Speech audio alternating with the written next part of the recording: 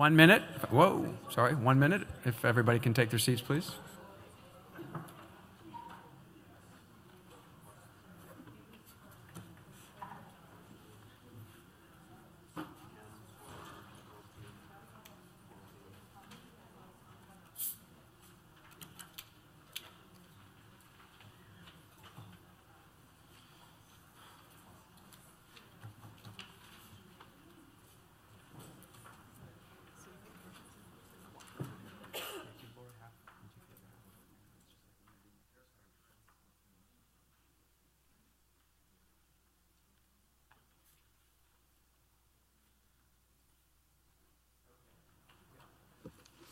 Welcome back. Thank you, everybody, for coming back. This afternoon, we're going to move into kind of the voting process, and I'm sure there'll be discussion that goes along with the votes. So, if we can proceed to that part of the day, thank you. All right. So I believe everybody on the voting panel has logged into the ResponseWare, and so everybody should see this slide up on their mobile phones or on their laptops. If anybody doesn't, if you would just raise your hand, and Ariel or Laura can come by to help you out. And you all should also see a set of 4 options at the bottom that you can highlight. And the question is, what is Missouri's official state insect? I think some people might have a slight advantage if they're from Missouri here. It's a tough question, you know.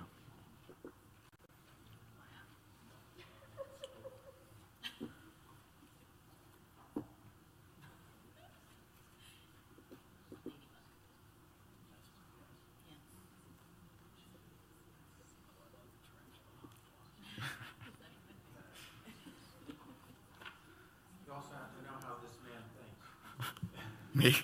Oh, I didn't write this one, actually. So I only just found out the answer about 5 minutes ago. All right, we're waiting for one more response.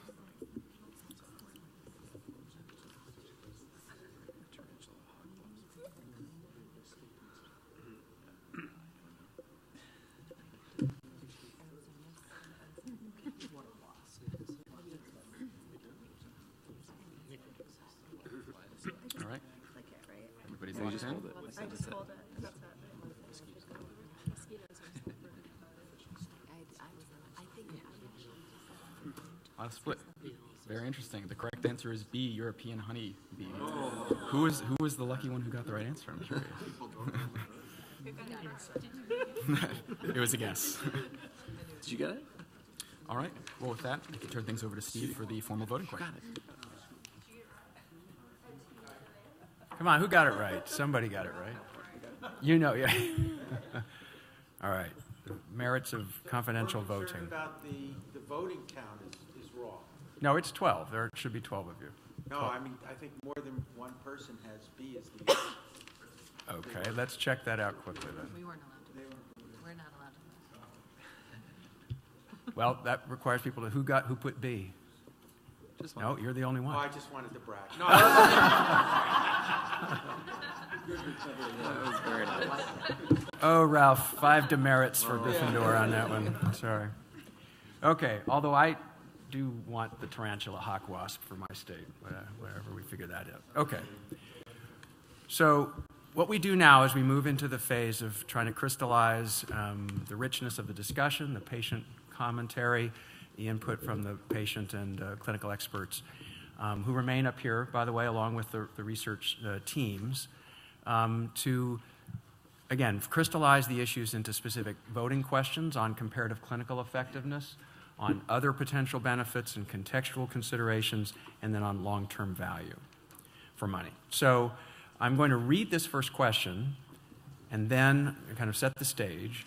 Then I'm going to invite the research team again to very briefly kind of summarize what they think is the key evidence related to this, point it out to you in the evidence summaries that were part of your binders, and then open up the floor for further discussion around, again, going back to square one. It can be around anything about the studies. It can be about, we're going to be talking about all these different components, so you'll want to hold on to some questions about value, for instance, until those questions come along. But we'll take this through, and we have, I think, an hour and 15 minutes to get through all the voting questions.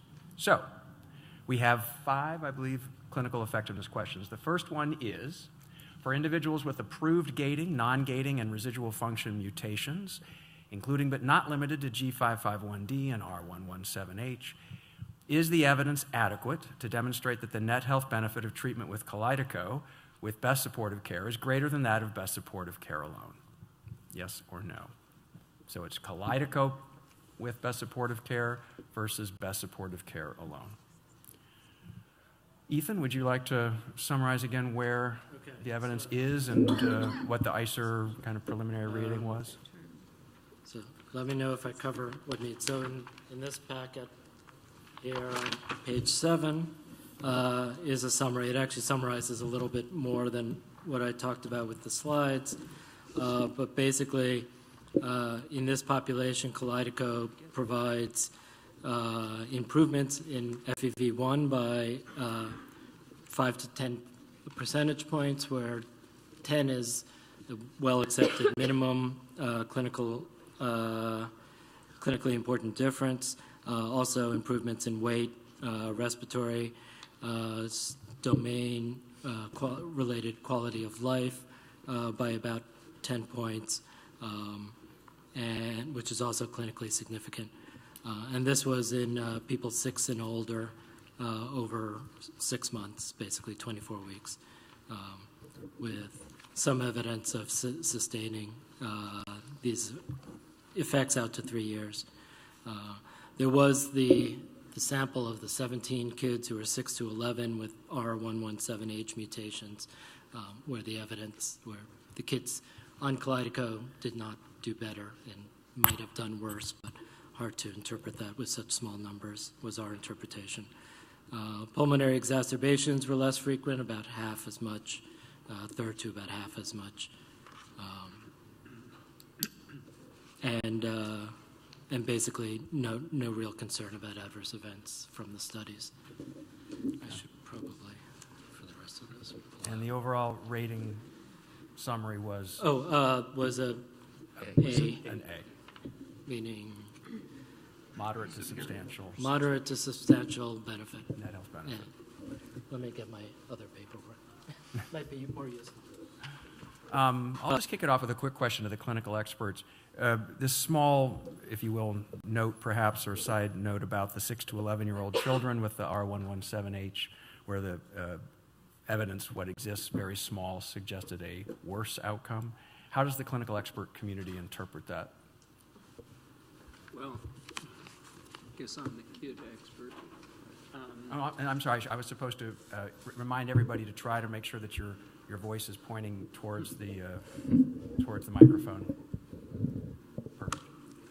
So I'm a huge fan of the results of the Kalydeco in the non-R117H patients, but I thought, and I think my colleagues also felt, that it was crazy the way the study was even designed, because they lump all R117H patients together, and it's our understanding as clinicians that not all R117H patients are the same, and it gets a little bit complicated, but there are other genetic factors that influence how R117H is manifest, and we believe that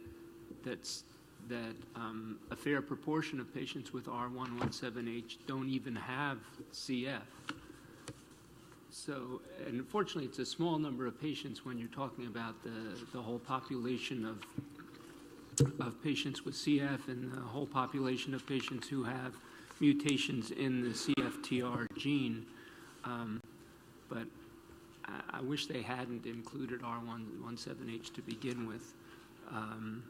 And it may be a benefit to some, and I'm suspecting it's more likely to be a benefit to those who actually have CF than those who don't have CF.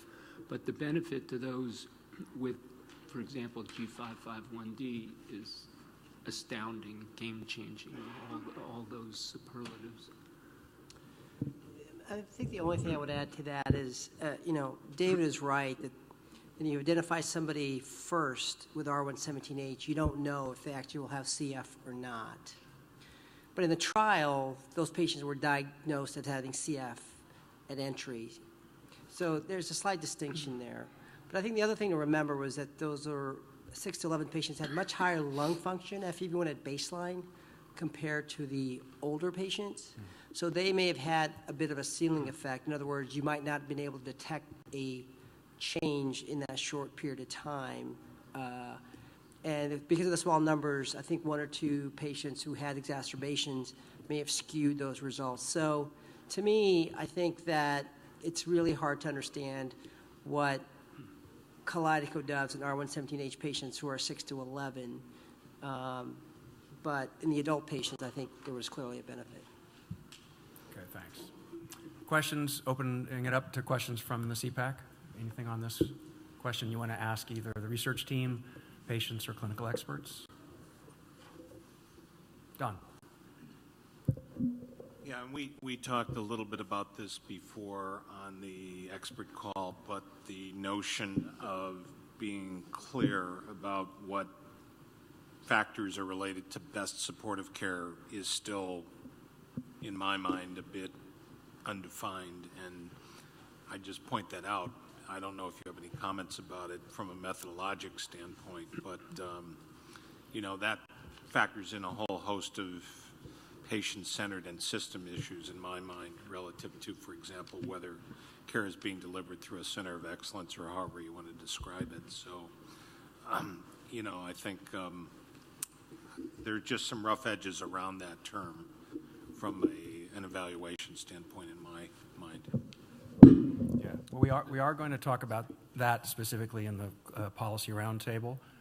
My assumption, though, obviously here is in randomized trials, that if whatever variation there was would have ideally washed out. I actually don't know what kind of measurement they took of best supportive care to see if there were standard protocols across the board. Ethan or others, do you know that? Well, they described at least percentages of people who were taking this drug or the other. I did not see anything where they tried to control for that, but again, the idea would be in the randomized trial that all the variations would balance out, wash out. Yeah. Okay. Any other questions on the clinical effectiveness of Kalydeco in this population? Was there another one? Oh, I'm sorry, Rena.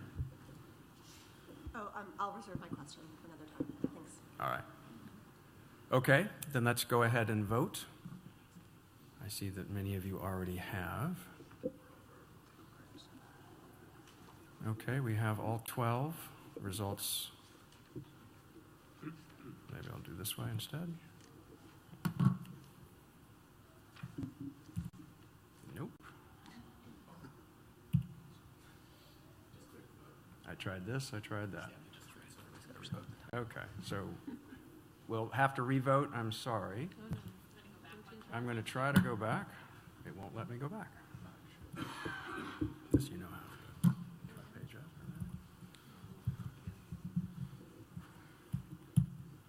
What'd you do to get it there? Sometimes you just have to hit it a few times. Okay, apologies. Please enter your votes again. I'll try to go slower, but it wasn't advancing.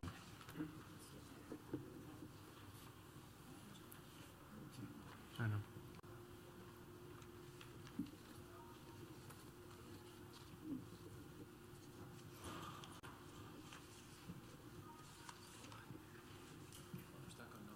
One more vote. Oh, he's stuck on 2.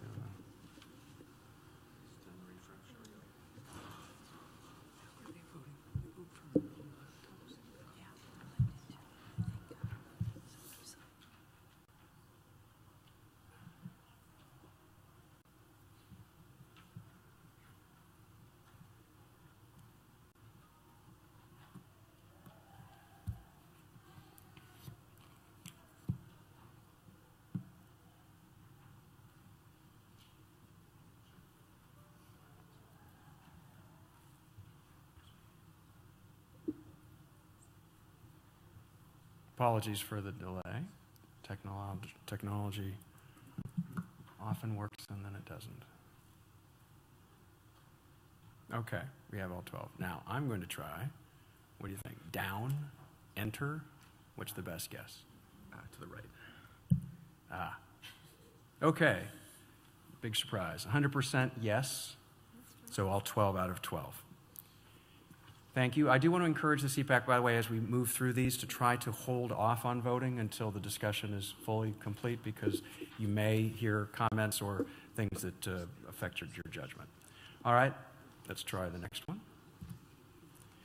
For individuals who are homozygous for the F508 deletion mutation, is the evidence adequate to demonstrate that the net health benefit of treatment with, or can be, with best supportive care is greater than that of best supportive care alone? Again, Ethan, a brief summary. You don't have to read the whole thing, just hit anything of the highlights.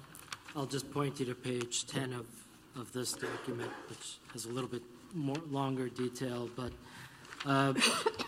basically for Orkambi, there were the studies, one study in 6 and older people, and one study, or 2 studies, 12 and older.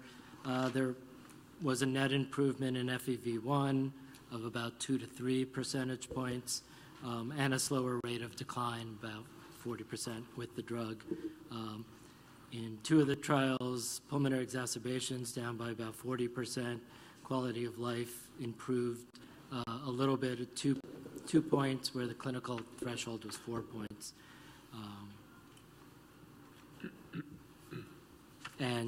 But there was the issue of adverse events with the chest tightness in about 10 to 20% of people, and that information is largely from observational studies in addition to the trials.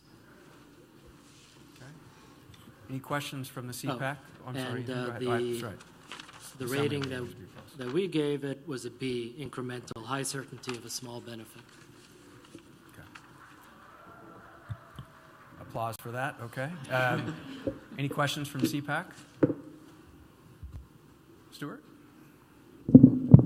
Given that the threshold to consider a change in ppFEV1, the threshold is 4 to 5, and this falls short, can we have a short little capsulization of what the clinical interpretation of that difference is? Real life example? 2.5. Yeah. Tell us about 2.5. Well, yeah, I mean, that's a mean value.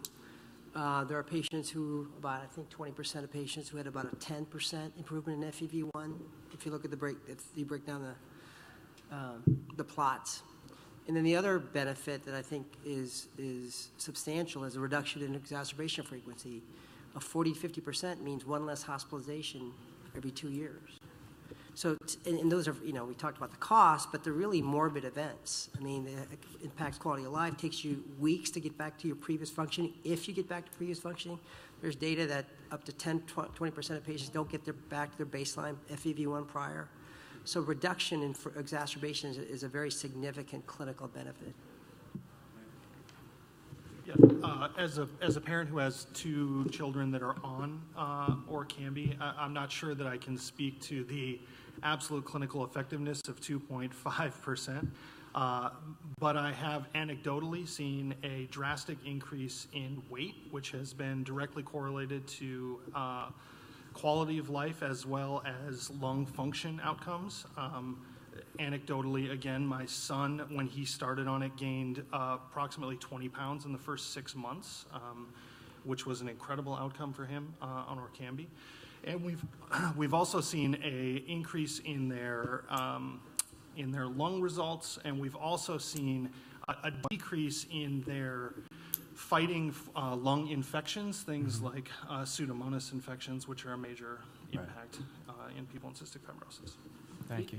Go ahead. Another thing that I might point out, we pointed this out before, but it's an interesting thought experiment. What if the drugs came out in a different order? If we had Orkambi first and then we had Kalydeco, and Orkambi showed an increase of, let's say, overall of 3%, and it was sustained along with reduction in exacerbations, and again, compared to the baseline that you would have expected, would have been a decline of that proportion. What if we had that first? I think we would have said, whoa, this is pretty terrific. And then came out with, so now we have some different mutations and a different drug, and there's a 10% improvement. But we started out with such a high bar because of how effective Kalydeco was that I think it's easier to say, oh yeah, it can be, it's okay, but it's nothing like Kalydeco. And I think the FEV1 change and the BMI were the clinical trial endpoints. But to me, the FEV1 decline data is, in the long term, probably going to mean more. If I can reduce by half the rate toward lung transplantation, that's going to be, 10, 15 years maybe, that before a patient of mine might need a lung transplant? That's pretty meaningful. So, I think that you have to look at it from that perspective as well. All right, thank you. Any other questions? Yes, Rena. Two, actually. So, in any of the evidence that was reviewed, did we evaluate threshold transitions from being high risk to low risk in terms of FEV? No, so it's just the incremental change, correct? Yeah, so the way the studies reported the FEV1 was as a continuous variable. So just, they went up or down by this number of points averaged together. They didn't, from everything I've seen, there was no threshold, people dropping below that threshold or rising above the threshold. There was not that kind of analysis. I see, thank you. And then just as a follow-up, so Orkambi has been on the market for 3 years, correct? So in theory, one could have used registry data to assess some of these other outcomes that you mentioned, correct? Has anyone done that analysis that could be looked at in the registry data? So those studies are ongoing.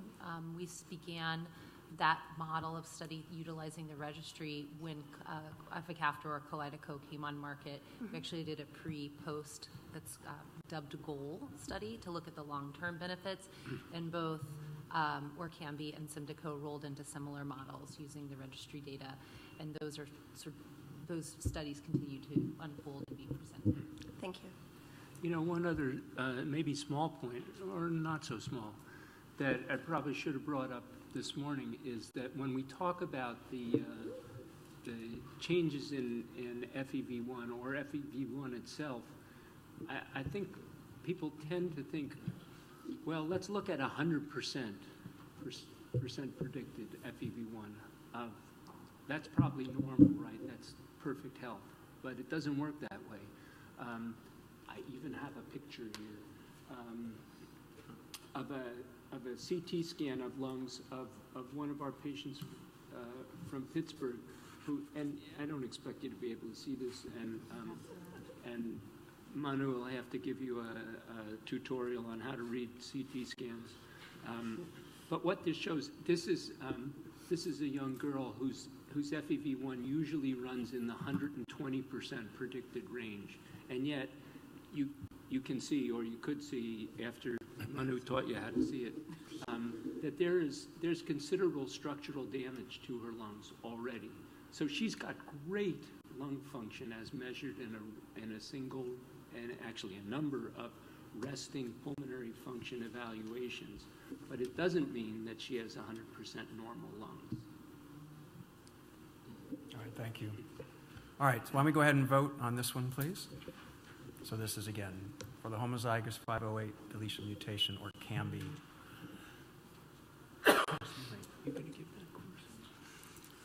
Versus best supportive care. All right. We have 92% yes and 8% no. All right, I think I'm going to keep going, given the split there. And the next question is about Symdeko or Symdeko. I never learned which it was. Which is it? I should pronounce it Symdeko. I should pronounce it correctly. For individuals who are homozygous for the 508 deletion mutation again, so the same population, is the evidence adequate to demonstrate that the net health benefit of treatment with Symdeko I told you wrong. Now I'm never going to remember. I screwed you up. I'm sorry. Okay, I should go with tezacaftor, ivacaftor. How's that? With best supportive care is greater than that of best supportive care alone. Ethan, you're up again. So this was based primarily on a single trial. basically, yeah, I'm going to have trouble here also. Symdeko had similar effects, but somewhat larger, improving FEV1 by about 4 percentage points, cutting pulmonary exacerbations by about half, improving quality of life by about 5 points, and without report of substantial adverse events, and also improved nuts and weight, which I didn't talk about.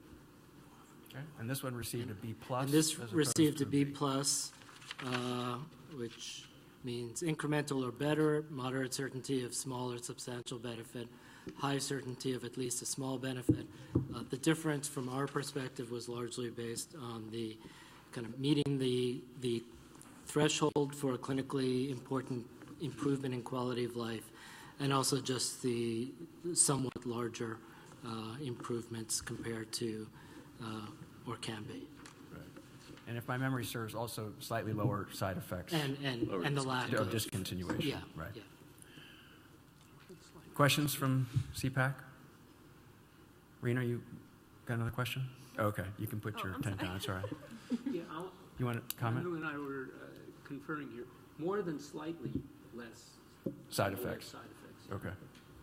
I was just comparing with 6% and change with Orkambi, and I think 2%, which is about the same as placebo with The discontinuation effect. Right. Yeah. Right. Those are the discontinuation. Right. But the respiratory side effect profile was also much better. Much better. With Symdeko than with Orkambi. Okay, thank you. Okay, I think given the last vote, I have a hunch where this one's going to, but you may go ahead and vote. All right. Oh no, not again. Wish us luck. Nope. Let me try one more time to make sure it's here, and then there it goes. All right. 12-0, yes. If I could just, this won't change the conversation, I think, but just as a point of clarity about the side effects, which maybe I should have mentioned earlier. So the adverse events. So basically, the studies collected every reported adverse event. The vast majority of the adverse events were related to pulmonary function. And pulmonary exacerbations actually was included often as an adverse event. So the adverse events that occurred might have been occurring because of the cystic fibrosis, not because of the drugs. And actually in one of the trials, the adverse events that the clinicians ascribed to the drugs, again, were higher in the placebo group than in the drug group. Just a little background on that. Okay. All right, continuing on to question 4. Again, for this same population, we're now asking, is the evidence adequate to distinguish the net health benefit between that of treatment with Symdeko with best supportive care and treatment with Orkambi with best supportive care? Ethan, can you just comment on the head-to-head or lack thereof information? Right, so this is on page 13 of this sheet if you want to look. The evidence comes from a single 3-way crossover trial. No, sorry, Ethan. I think Steve's asking you to talk about distinguishing between Symdeko and Orkambi in population 2. Right. The indirect comparison. I'm sorry. Jumping ahead. Okay. Well, we've discussed a little bit the kind of qualitative, semi-quantitative difference. We did perform an analysis where we calculated estimates of the head-to-head effect of Symdeko and Orkambi, but they're based on different trials. And essentially none of the differences in effects between the two drugs were statistically significantly different. But Symdeko was a bit better. I'm looking for the right place there. Oh, okay. Sorry, it's faded on this printout. But small differences. Small differences. 1% FEV1 rate of exacerbations almost the same, a bit smaller with Symdeko, and the health-related, the quality of life that is related to the respiratory domain a bit better with Symdeko, but not statistically significant. So. And these are the results that are summarized in Table 6, is that correct, or is it somewhere else? In the evidence handout. Last row, Table 6. Last row of Table 6. Thank you. On page 12. So is a formal network meta-analysis done with those results? Okay, I hope that was clear. Ralph? All right, so I'm, in terms of me figuring out which way to vote, I've been impressed by the issue of the question being net health benefit and the comments related to side effects with chest discomfort, and then not mentioned in the open forum today, but in the package and on our expert call, the issue of drug-drug interactions. So any comments on that before we vote on the net health benefit here? Well, you know, I think from my perspective, if you look at it as a overall data set, I think SYMDECO is probably easier to use for patients from the drug-drug interactions and the side effect profile. Now, for an individual patient, it's hard for me to predict whether they're going to respond better to SYMDECO or CAMBI. There are patients who tolerate our CAMBI very well, and they've done very well in terms of clinical improvement. And so whether they would do just as well if I switch them to SYMDECO, I can't answer that question. But if you look at a population, I would say SYMDECO is probably easier for me to use in my patients than ORCAMBI. Eric, so is there a method of trial and error in terms of choosing which of these two medications would be optimally, where you would observe the optimal benefits? I ask this question because as I think about this particular question of whether or not I can discern a net benefit between one or the other, if it's by trial and error that you're trying to figure this out. Well, we're going through that process right now in the real world because there are patients who are on ORCAMBI and are wanting to switch to SYMDECO for various reasons, but that's not everybody. Right. But if I had the option of trying something for, say, 4 or 8 weeks, assessing whether it worked, and then switching to the other, yes, I would be interested in doing something like that, but I'm not sure how realistic that is. Reem? So based on the current state of data and your experiences, I think my question would be, let's say a patient is not on any treatment. Would you ever start with, ORCAMBI and not with SYMDECO?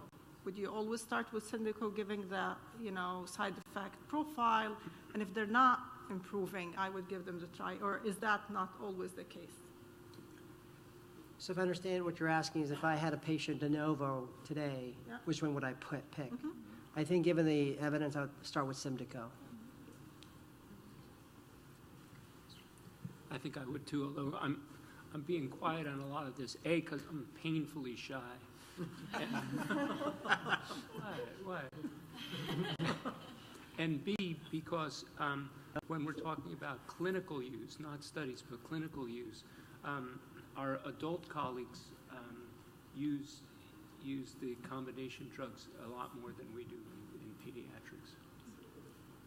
At least now, although I've said to some of you at the break, when the idea of an effective modulator came out, a number of years ago, I said, this is great, and if we can prove them to be safe and effective, I want to start it on all my babies when the newborn screen comes back and says they have CF. But we know, there have been evidence, there have been drugs that have, in CF and in other settings, that have been safe and effective for 6 months, a year, 2 years, 3 years, 4 years before you start to see problems with it. From the perspective of the statistical analysis, what the small differences in effect and the non-significant differences across the studies may imply is that some patients do more patients do better with SYMDECO, but some, maybe many patients may do better with ORCAMBI, or at least we can't rule out that possibility.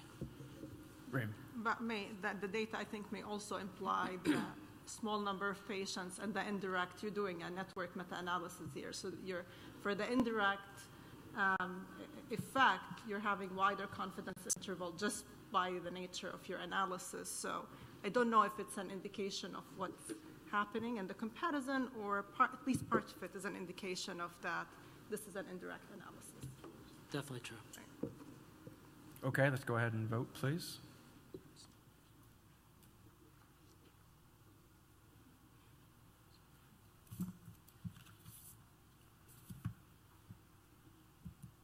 Whoa, there we go.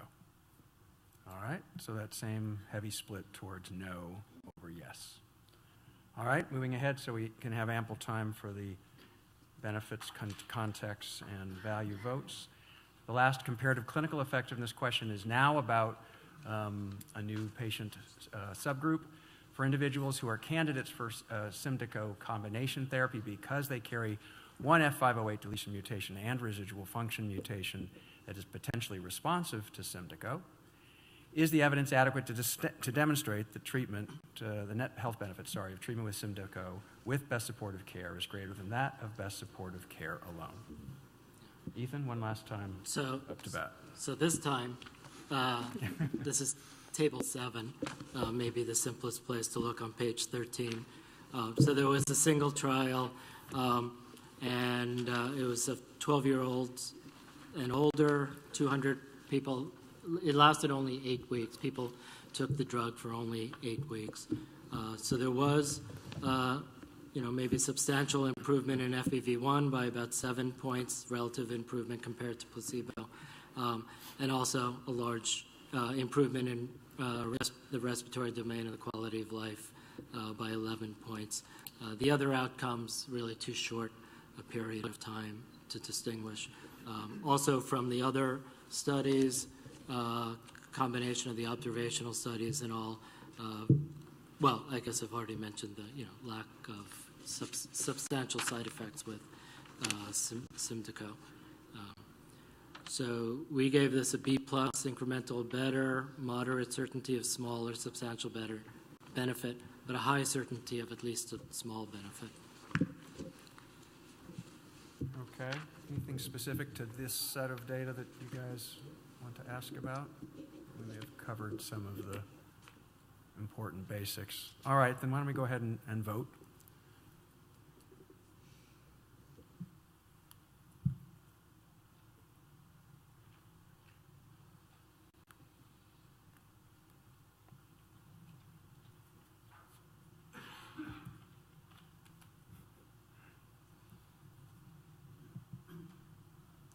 All right, 92 yes and 8% no.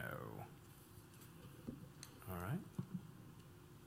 Okay, well done. Now we're going to move on to, and I'm glad we have our panel up here again for this part.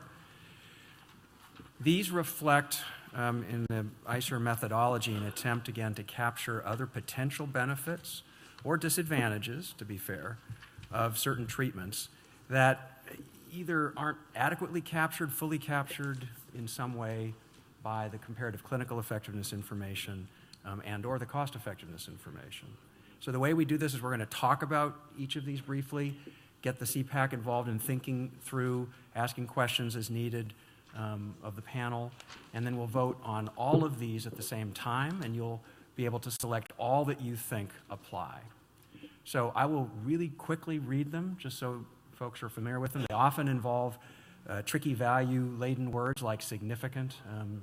So the first is reduced complexity that will significantly improve patient outcomes. And again, this is compared to best supportive care. It will reduce important health disparities, significantly reduce caregiver and or family burden. It's a novel mechanism of action or approach that will allow successful treatment of many patients who have failed other available treatments. E is, it has a significant impact on improving return to work or overall productivity. Significant positive impact outside the family, including on schools and or communities. Significant impact on the entire infrastructure of care, which is usually meant to include effects on screening, on the sensitization of clinicians, on the dissemination of understanding about the condition, in some ways that kind of revolutionize the overall environment in which patients are cared for In other words, benefits that may extend beyond the treatment itself to this broader effect. And then H is other, so that if CEPAC has an idea for an important other benefit or disadvantage, we have the opportunity to discuss it, to capture it, potentially to vote on it, although sometimes we just note it for the record.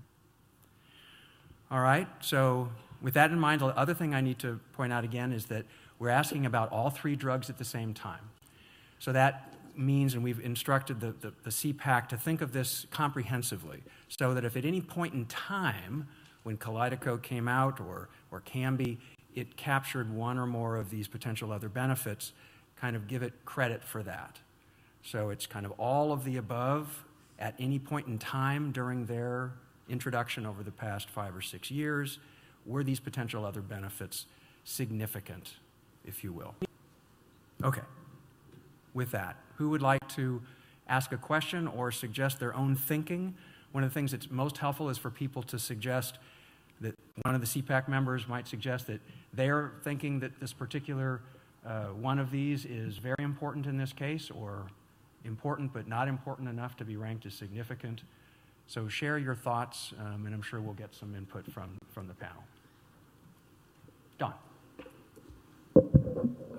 I want to focus on H because Mr. Price in the public comment made the strong point that, and I think it was reinforced by the physicians, that this is the front end of drug development for this problem, and that we can look forward to the evolution of the progress that we've made using these drugs, these agents to future state. So. Okay, so that we're going to figure out a way to capture that in the language. But actually, you've said it quite well, and I think Mr. Price, as you said, also was quite eloquent on that point. So, all right, so noted. Yes, sorry, Albert. So can I ask a question? Oh, of course, yeah. So I wanted to ask Mary Dwight and Jeremy Olim about A, which is the disease about complexity, because I think that relates to, does it make the day-to-day regimen easier or better? And I've heard conflicting things, because I think there were some reports that it's yet another pill. It doesn't reduce the number of pills on a daily basis, but maybe reduces complexity as it relates to hospitalization. So I wonder if either one of you could talk about that. Actually, before I even let them do that, because it's a good question, but this is specifically meant to not reflect reduced complexity by its impact on other aspects of care. Everyday life. Right. So if it does reduce hospitalization, that would certainly reduce the complexity of the entire family's life. But this is specifically meant to capture, for instance, something that might be a pill instead of an IV, and it's the same effectiveness, but we want to give it some... The day-to-day experience. Yeah, so it's more about the complexity of the regimen itself versus another competing regimen. So that may even obviate the need for an answer, because I think I know what you would say, but please go ahead if you want to. But I just wanted to clarify that this is not supposed to try to mean that does it make the rest of your care simpler because it's making the kid better. I think it depends. I'm sure you have some. I think it depends on where you are in the course of disease. So if you're a 30-year-old patient who has a lot of lung damage and other episodes of cystic fibrosis, you're most likely going to have to still carry on to all of this existing care in addition to the pill. But certainly anecdotally and increasingly with the data that we're getting, particularly for ivacaftor, which is 5 years plus in, there is every indication to see that for some of our youngest patients coming on, that it significantly reduces the complexity of the rest of cystic fibrosis care. And they're just starting to see, are you able to drop some things? So I think, again, looking at the long horizon, yes, that would certainly be the aspiration. And you alluded to some earlier pieces. Yeah, I mean, to your question, I think the answer is yes, it very much decreases the complexity. I think to the point of what your question is trying to reach, I'm not sure about that as much. But it is a very complicated disease. And the thing that I would say is that with any complicated part of life, a rhythm in a model of life makes it easier to manage. And one of the things that is increasingly difficult about cystic fibrosis is that it is constantly changing, morphing, and always in a more complicated direction. So one of the things that this drug has allowed our family is that it has stabilized our care routine because we see less of a trajectory downward, which means less changing of care and increasing of the burden. Manu. This is an anecdote, so take it for that. But I have a patient who had grown Pseudomonas for years, is now grown it for 2 years on Orkambi, and I've been able to take him off of his inhaled antibiotics.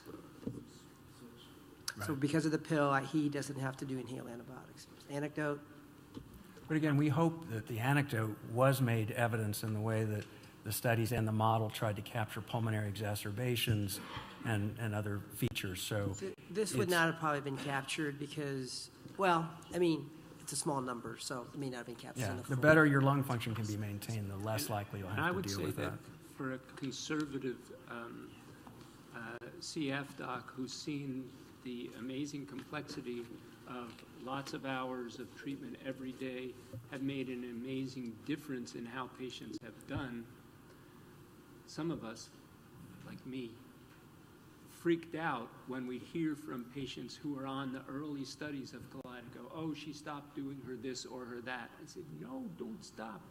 And there are studies that are, I don't remember if they've started or they're planned at least for seeing if that can be verified scientifically, withdrawing other aspects of care. And I suspect it's going to prove to simplify things, but we don't know that now. We do know from some patients they are simplifying their own care, but most of the docs say, don't you do that.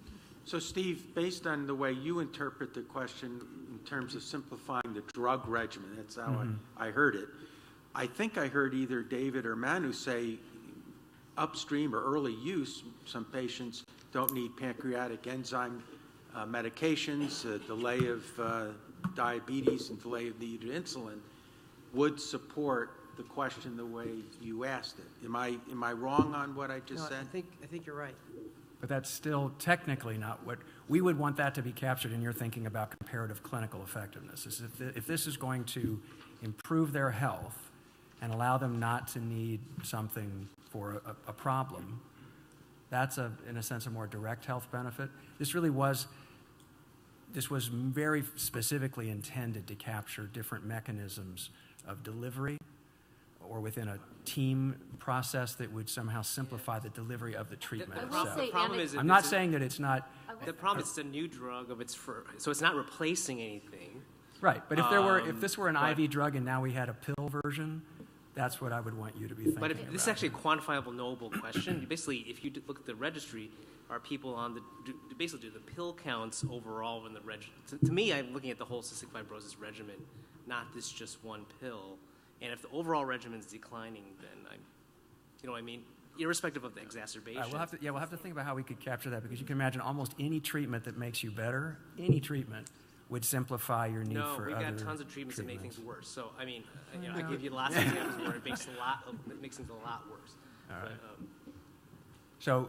And anecdotally, this was first in class, right? But there was great gratitude in the community that it was a pill, that it wasn't, this is a very complex regimen, lots of hours and hours of treatments, and that it's pill is. To start with, that was already a great leap forward. That's true. And okay, several other questions. Rachel. I just wanted to thank Jeremy for his comments, because this idea of stabilization is really important. And for those CEPAC members, I don't know if I'm allowed to reference prior CEPAC meetings we've had, but when we discussed Luxturna, we heard from patients that they were able to more adequately plan for their future. They were able to finish college and do the like because they were able to stabilize their care plan or figure out what it is they would need at a particular time. So I'm unsure where that fits in this list of items, but I want it sort of maybe reflected in the eventual report as it goes. So. Okay. I think that's something else we should try to note. Okay, I know there was other, yes, Jim. So I'm trying to sort out the question about health disparities, B, and trying to figure out, I don't know if there was that much discussion of it, but I noticed on slide 30 it says health disparities may be exacerbated for the commercially insured. And we also had a little bit of discussion about what happens for Medicaid patients. But the question itself is phrased versus people with best supportive care. So I think the bullet is really capturing the fact that if you have better insurance, you probably are more likely to be on this drug, and Medicaid programs vary across the country. So it would exacerbate disparities, but I'm trying to sort that obvious fact of that's really bad about our healthcare system with the way we're framing this question, which is against best supportive care. And I'd just like to hear a few reflections on that. I'm going to have to jump in too, because there's another history. You're new to this meeting, yes, and yet you. you've identified one of these potential other benefits that we run into trouble with, because in the U.S. context, and we have meetings with public groups in California, New England, and here, almost every time there's a new treatment, we hear from the panel that this could increase disparities because new treatments are going to go to the better educated, the more plugged in, better insured, and that's going to do this. This was meant to capture the opposite, and it's not meant to deal with the what you could call the unfortunate realities of our healthcare insurance system, et cetera. It was meant to try to find and capture the potential benefit of treatments that might not be any better than what we're currently doing, but could make it more available to patients who haven't had access. So think of not even a drug, or maybe a drug that could only be delivered in an academic health center. Now it is a pill, or maybe it's easier to get out to rural communities. Maybe it's a procedure, a device that now is made in a way that can be delivered more easily to rural and more kind of diffuse or diverse communities.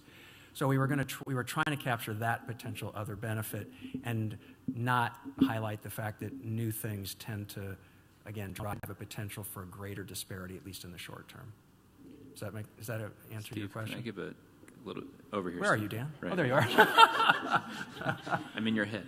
The great and wonderful, the great and powerful Oz, wherever you are. Yes. Can I just give a little more nuance on where our comments came from? So we recognized, and Karen reflected this in her modeling, that this is really a split population. So 50% of the children in the country are insured by Medicaid, so Medicaid is a significant portion of this population. But even though Medicaid programs have budget concerns, this is largely first dollar coverage. There's very small out-of-pocket expenditure for Medicaid recipients and their parents. On the other side, sounds kind of counterintuitive, but in commercial insurance, there could be a lot of variability in what the financial requirements and contributions are from patients and families. And so that's where we thought the potential for disparity might be. Okay, I want to try to be cost-effective with our own time, given that we want to spend good time discussing the overall value votes. So we'll try to move rapidly through another comment or two here, because we also have contextual considerations to vote on. Rena. So this is a follow-up to the other concerns, and I just want to make sure that I understand.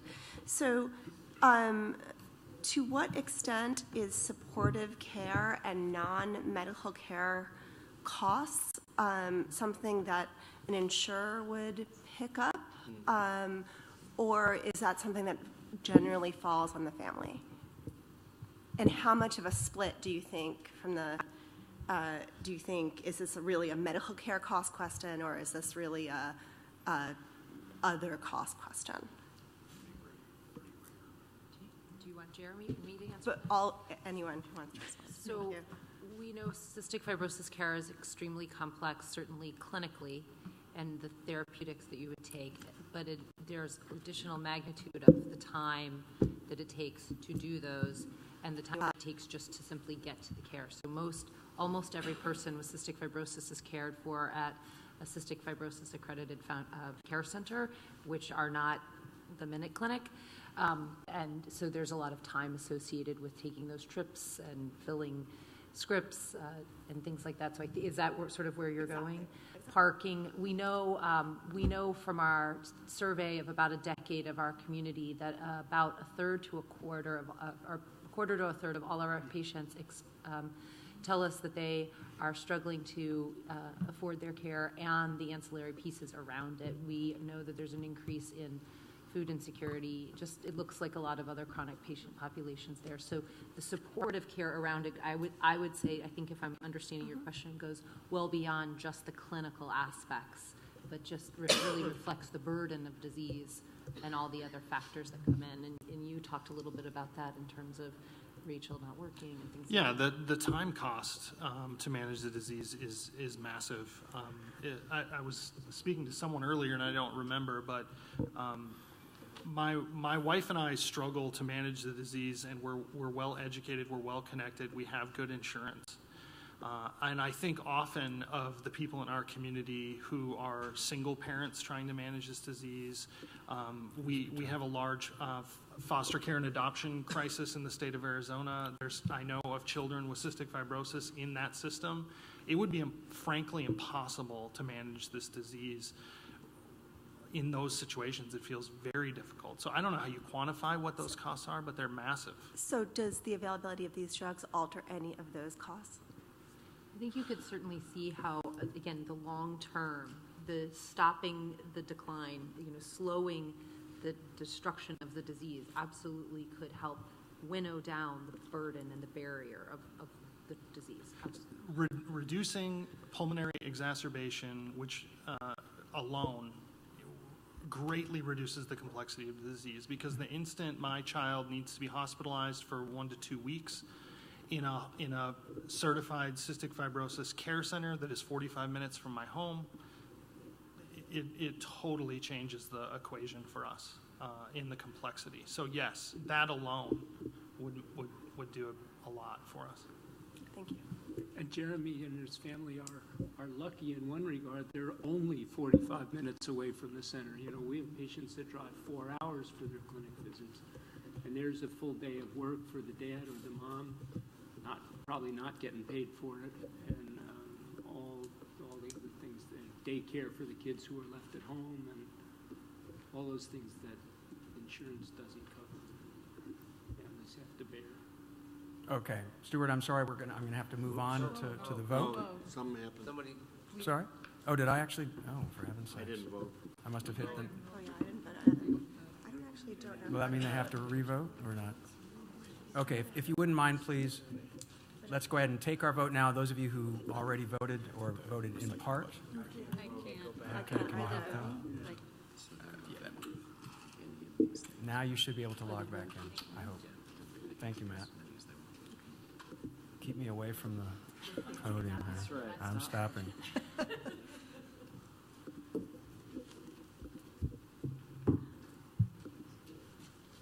While people are voting, can I ask Mary or Jeremy a question about this idea of health disparities, which is highlighted here in terms of benefits? Got me thinking about genetic variants and genetic differences that exist within the community, and to what degree that theme or that issue is contributing to conversation or disparities within the CF community of different genotypes, because these particular drugs work for a group of patients, but they obviously do not work for another group of patients. And where is the temperature? Eric, I would love to hold that for the policy roundtable, Okay, all right. because that's actually a perfect area for us to invite their input. I was just trying to fill the time, sir. Time filled, sir. All right, so again, I am not going to try to do the quick math on a denominator of 12, but some of these are pretty obvious. So we will note, though, that it's 10% for A. Is there a way to get numbers? All right, look at that. Okay, there we go. 4, A, okay, 0, B, 8, C, 10 out of 12, D, 7, E, you can see these 3, F, 2, G, and 7, H. And we have those 2 that were raised by Dawn, echoing Mr. Price, and by Rachel. We will capture those. Thank you very much. I'm going to need to keep moving rapidly. It'd be fun to debrief that to a certain extent. But we also have a separate set that we call contextual considerations, again, around all 3 drugs. And this is what you would want policymakers to view as important in their considerations of long-term value for money. Again, that these are treatments or care for individuals with a condition of particularly high severity. It's for care of individuals with a condition with a high lifetime burden of illness. First treatment to ever offer any improvement for patients with this condition. Compared to best supportive care, there is significant uncertainty about the long-term risk of serious side effects. Compared to best supportive care, there's significant uncertainty about the magnitude or durability of long-term benefits. And F, again, if there's anything else that you feel is an important contextual consideration. We're going to try to spend 5 minutes or less on this so we can have enough time for the long-term value questions. Any perspectives or questions, Don?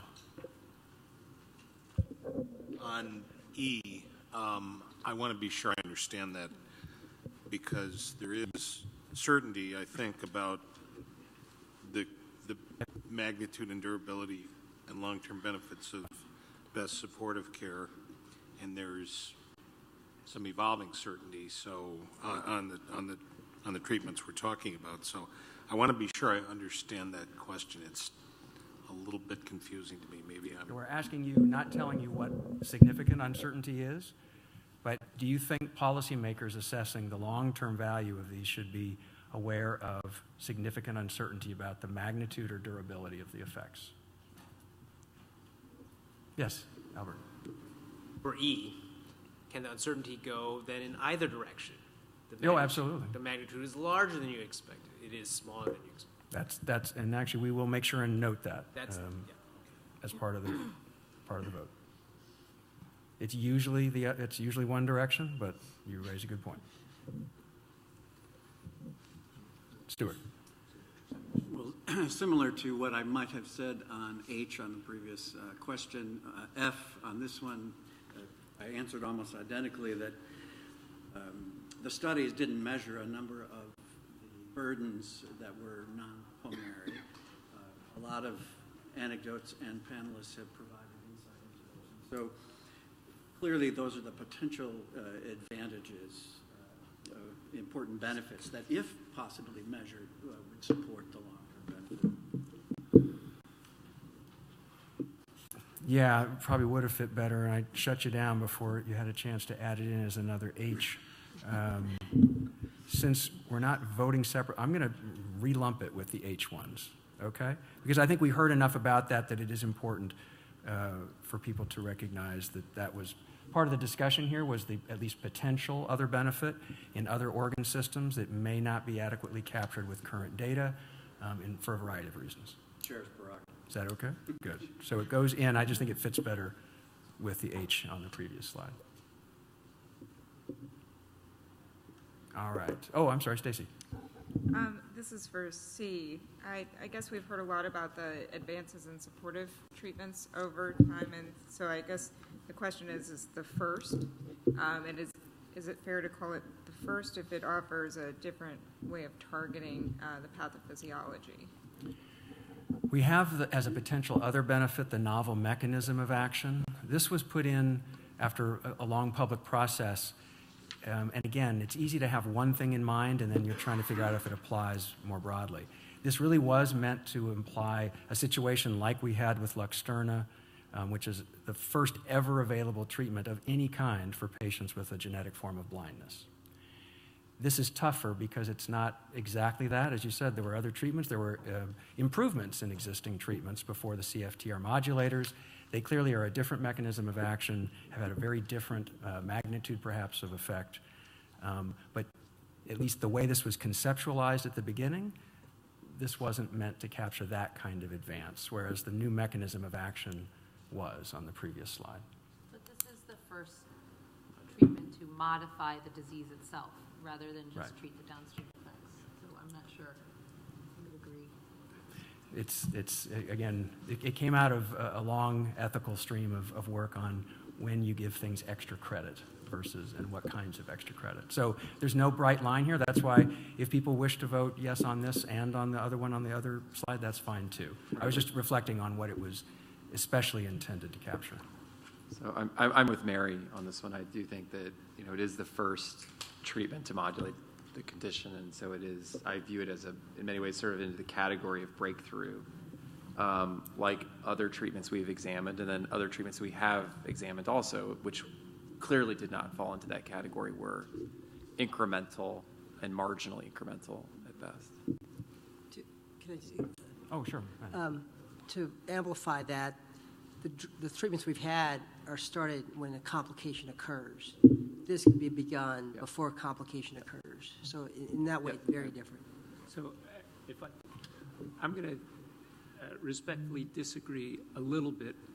So I'm a guy who's been treating patients with CF since the mid-1970s, and I trained under the people that designed the comprehensive treatment program that took survival from less than 5 years up to, well, it was like 15 years when I started working, and now it's projected to be 47 years. So I've seen amazing improvements in the life of patients with CF.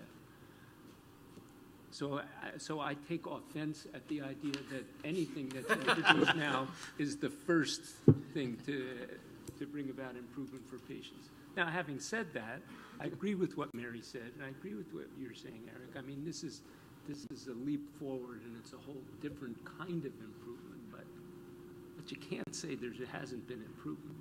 That was not a shy response, by the way. I'm working on that problem.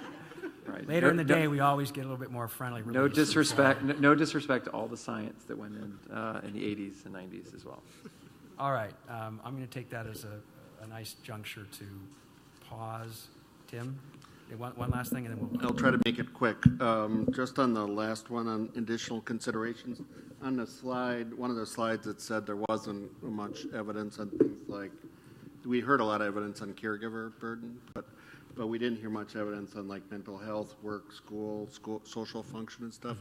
Is that what I would put in this bucket, or would I put that more in the quality of life bucket? No, that would probably have been one of the potential other benefits that might not have been fully captured in some way. Okay.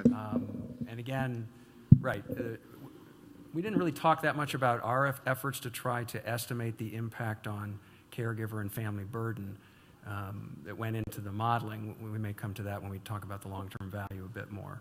But trying to think...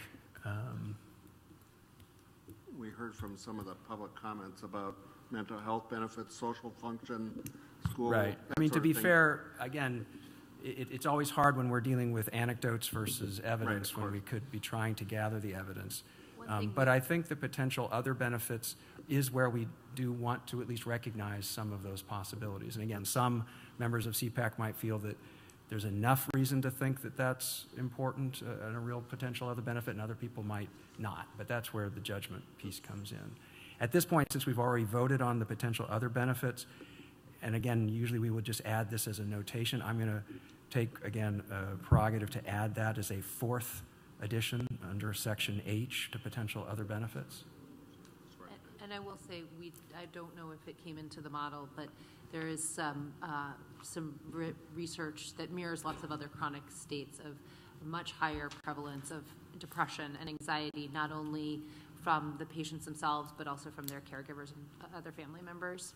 So, those data are out there, and that will be interesting to track over time of how that is influenced. What we don't know, obviously, and would love to know is what's the impact of specific treatment. Would it stretch it out? Would it change it in some... It's always hard to get at that, but it would be interesting. Okay. Let's go ahead and vote, please. Again, any and all that apply.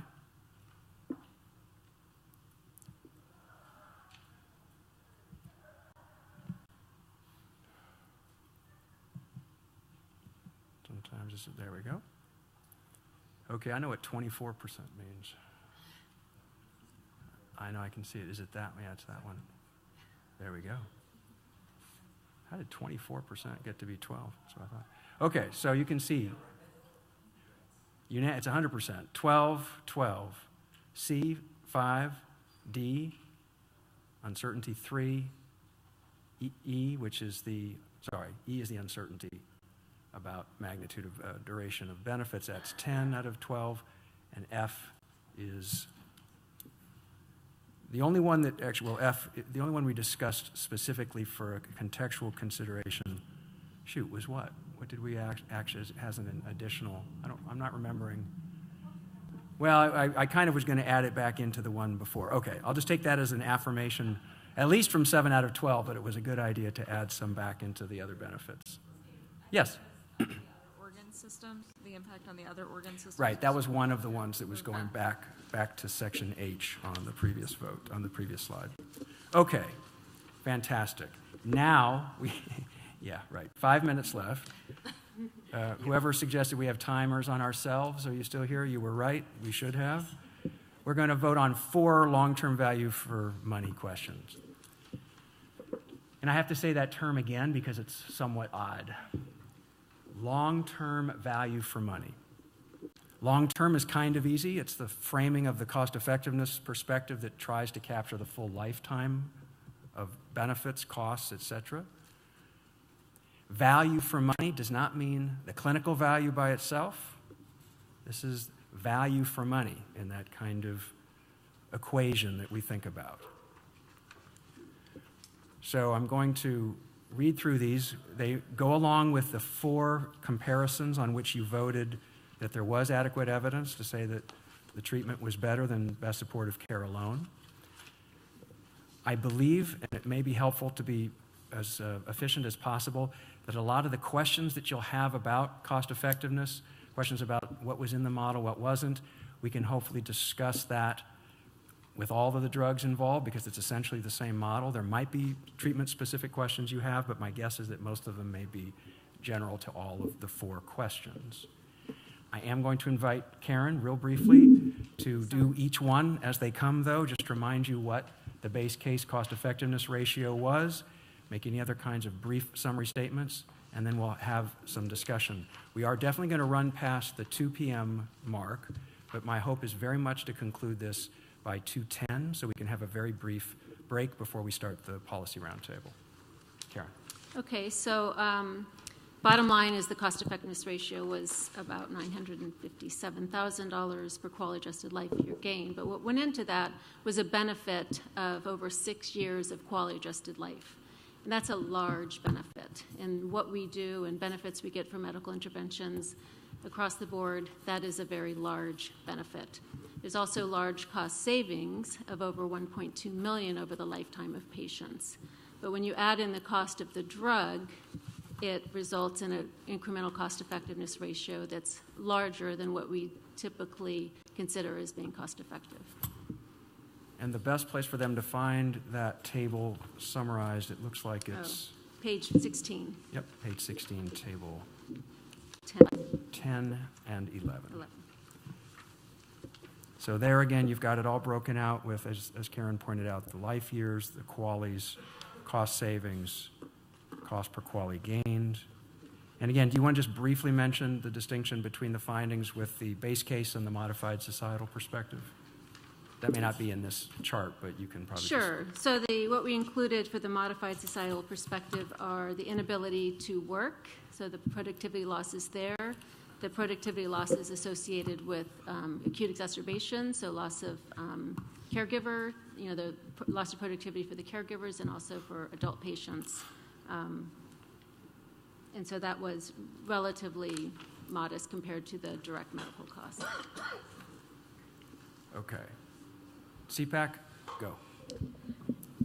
This question for Mary. So the CF Foundation played, I think, such an integral role in supporting the development of these technologies financially in terms of patient resources, but has also been rewarded financially for doing so. At any point, did the CF Foundation attempt to exert control over the price of these products? If so, what was the result? If not, why not? So throughout our model of interacting with industry partners to find treatments for cystic fibrosis, in very early stages of the model as it unfolded, we did try to approach the industry for discussions on cost, and were met with a very stiff arm.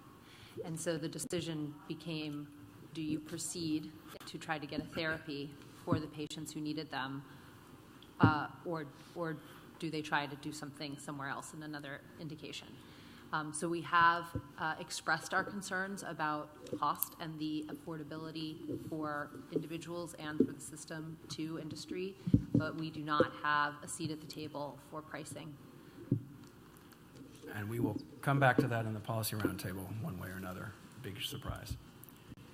Okay, so any questions specifically about the long-term value for money? That's, again, cost effectiveness, your own thinking about integrating that with other potential benefits and contextual considerations. Any other questions? Rachel, you've asked your question. Okay, I will pause for each one just to make sure, but this is the ideal chance if you have anything big about the modeling, especially. Eric? I don't know if it's big about the model, but it's a question that has to do with how people progress through these treatments. So if you've got a 2 or 3-year-old, 4-year-old, you start them on one medication, and then they get to a certain age, and we're going to add another medication, as I understand. So do the models accommodate that sort of transition from therapy A to therapy A plus B later in life? Or are we modeling a different scenario? Karen, any thoughts on this? I'm not sure. Is it like the switching of medications? Like if you're well, in this case, it's the adding of a it's really. You're talking about the modulators themselves. Yeah.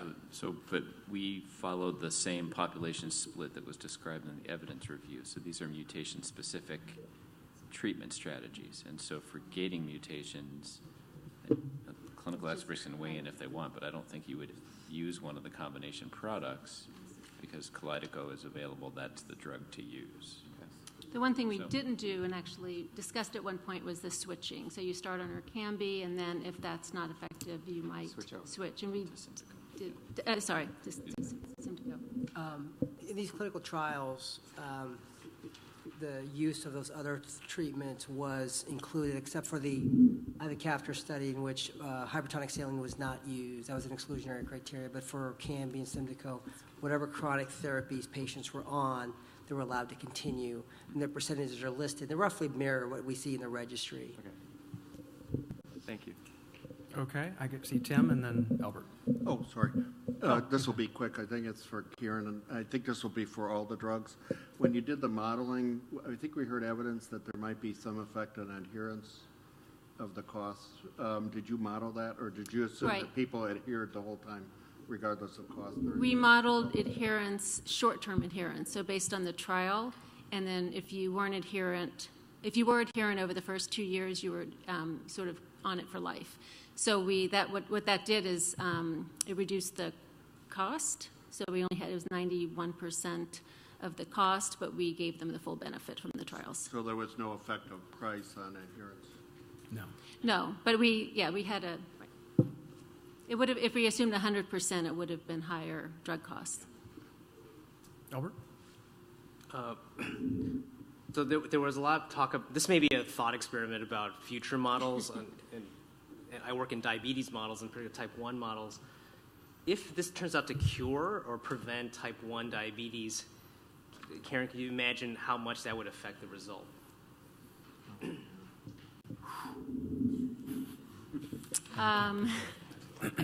We certainly could model it.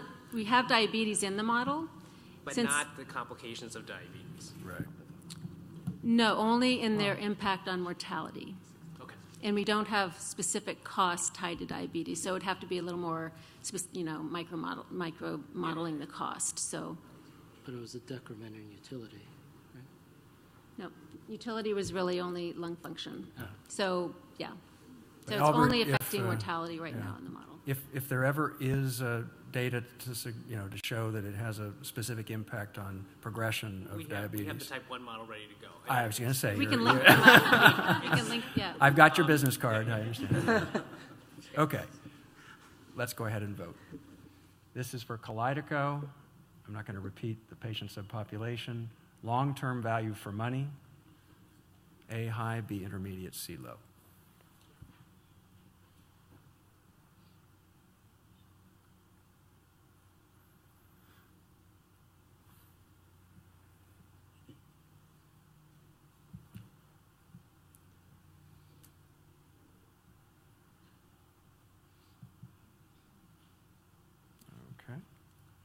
So again, going to the numbers here, we've got 10 low and 2 intermediate.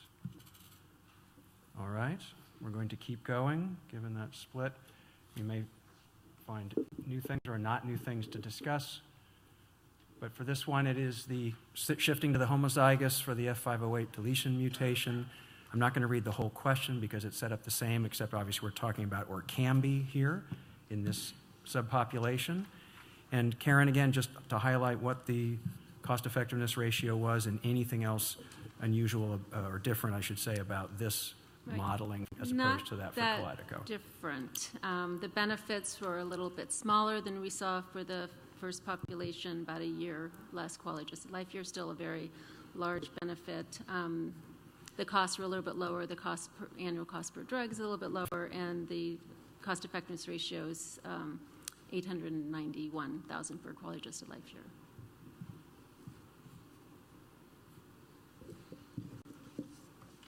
Any questions? Okay, I think the terrain is well known to you so far. Let's go ahead and vote, please.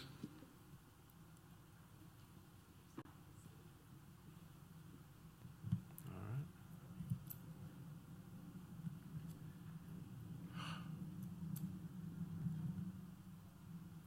Okay. So we've got 11 low and 1 intermediate. All right. I would also invite, I mean, I'm not doing a whole lot of debriefing because the votes are fairly skewed, if you will, but this is an opportunity if anybody would like to indicate how their perception of the cost effectiveness, the potential other benefits, and contextual issues are leading to an intermediate vote. Now or later, you're welcome to express yourselves. If I'm not seeing any burning desires, let's go to the next voting question.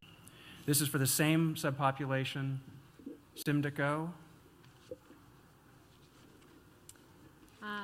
Slightly higher cost-effectiveness ratio. It's 974. It actually had a slightly higher benefit, very, very slightly higher, and higher cost because the annual cost of Symdeko is higher than Orkambi.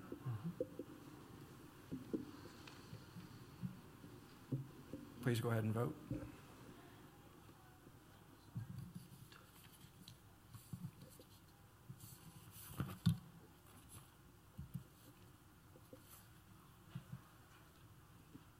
Okay, same 11 to 1.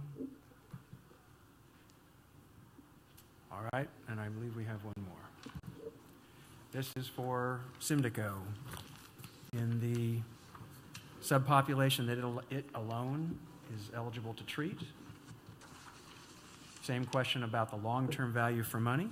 And Karen, one last time. Sure. We have a cost-effectiveness ratio of 841,000 per quality-adjusted life year. The quality-adjusted life year gains were also substantial. I don't recall off the top of my head what the quality-adjusted life year benefit was, but keep in mind this is for a cohort of 12-year-olds now and not 6-year-olds, which was the previous analysis. About 6 years. So actually even better than the previous analysis. Right. So the base case incremental cost effectiveness ratio, am I right, it was 836,000? 841. Got it. Pretty close. Okay, please, sorry, any questions or comment?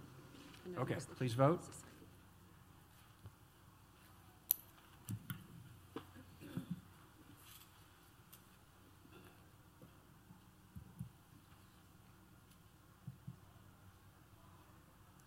Surprise, surprise, 11 to 1 again. Okay. CEPAC, thank you very much for those votes. Panel, thank you very much for the input and the commentary that helped inform them. What we are going to do is to take an 8-minute break. That's because we really want to start in 10 minutes, and if I said 10 minutes, I know what would happen. So you have an 8-minute break, and we will start in with our policy roundtable, which will include payers as well as the patients and clinical experts, and we will tackle some of the more difficult policy issues. See you back in 10 minutes.